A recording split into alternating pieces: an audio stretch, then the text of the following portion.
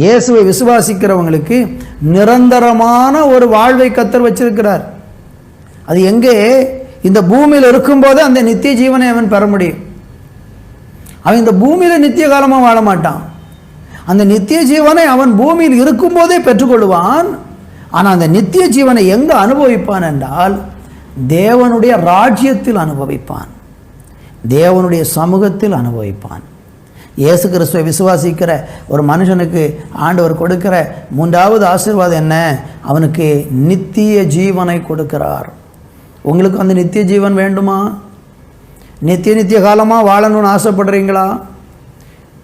கவலை இல்லாத, துன்பம் இல்லாத, பாடு வேதனை வருத்தம் கண்ணீர் அழுகை புலம்பல் இல்லாத நித்திய ராஜ்யத்தில் அவரோடு கூட நீங்கள் வாழ விரும்புகிறீங்களா?